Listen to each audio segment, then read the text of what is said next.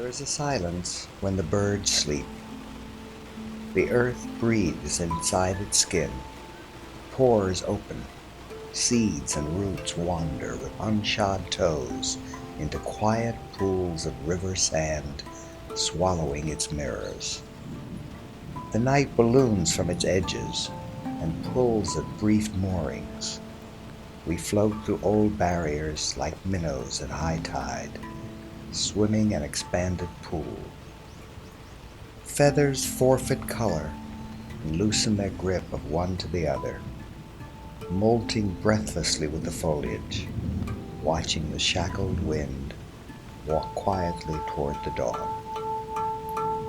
Branches absorb earth's moist unguents, swell to fullness, and bend low in hymn, gifting kisses as gladdened dewdrops, shimmering webs, spun to net beginnings and endings. In dreaming, we surrender to the motion of stillness. In silence, a vein of turquoise throbs the mountain. I wait to feel the shiver in a once-struck bell.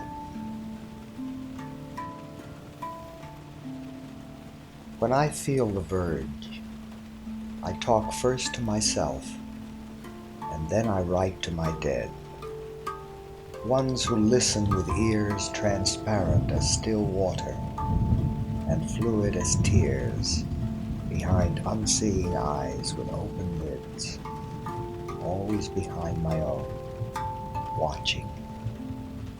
They listen to the color of lies emitted through a veiled spectrum of white trust, locked in darkness.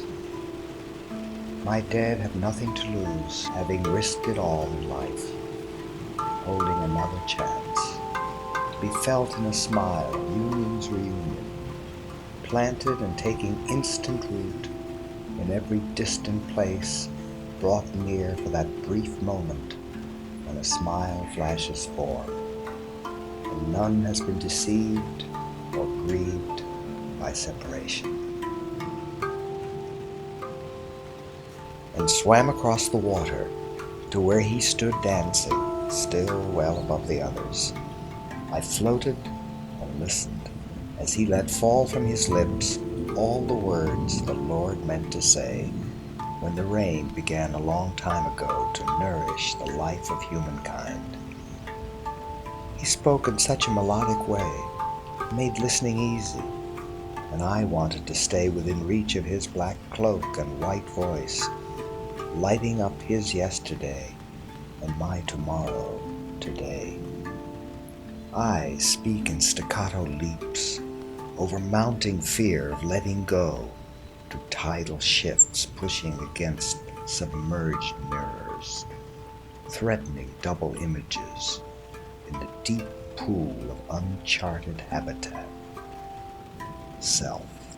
My friend, you drain my energy with your love, your breath. You cut my hair and comb it clean of all that moves. Its life. You pull it through the wind's teeth, and my body like a pink stem bends to the touch, the promise. Only my feet remember to listen.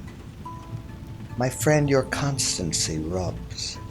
Flattery flattens me like a river stone worn smooth under slippery soles, fording the stream countercurrent to reach the opposite shore. I cannot wear your laurel wreath now or on my headstone before I learn to be as leaf, circling and spinning along the fluted pathway with the wind at my back.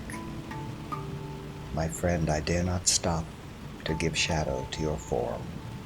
It would drag behind as an anchor in the sand, hobbling my feet, already too much like plugs in the circuit of duality. To move when a thunderbolt rends its awesome cleavage in stored passion, ransoming moisture from the darkness, is to celebrate the new moon as touchstone to the mysteries of light.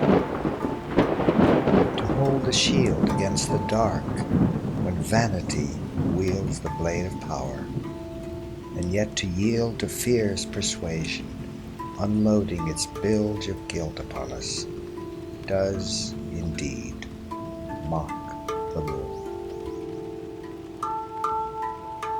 My nights blister in dry dreaming of mudflats, once swollen with life's water, swimming tadpoles and tomboys on swift-moving rafts.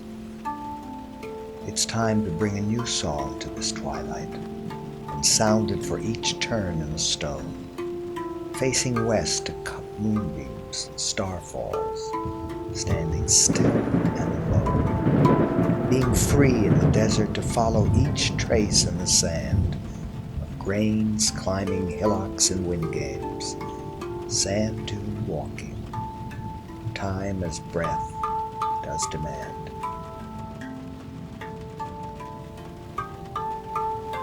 The sounds of early birds and shore waves crowd the narrowing space left for dreaming.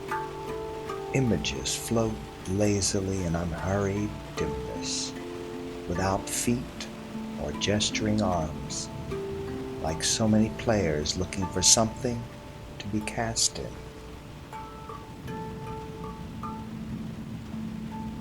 Dancing dames on night-slippered toes dance the memory knows, from other dreams on other stages with other shoes from other ages, the same dance still.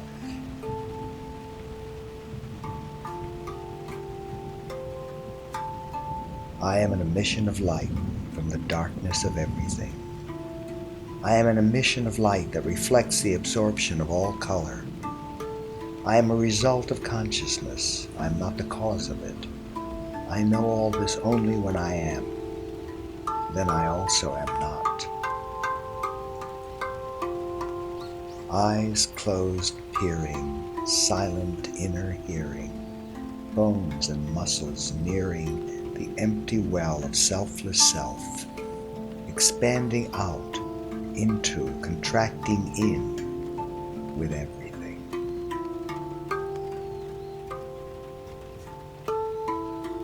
In the dawn I drag in my net with its harvest from the ocean of sleep, the tiny disc-like mirrors sewn into the cloth of night, each reflecting its own image of the whole.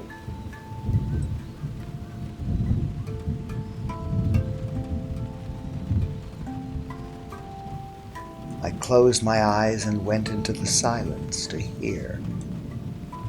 I closed my eyes to sharpen my focus of attention. I closed my eyes to reach the blackness of everything. I closed my eyes to help me see. I closed my eyes to help me hear. I closed my eyes to learn to feel and know everything. I closed my eyes to take in the light. I close my eyes, but not to sleep.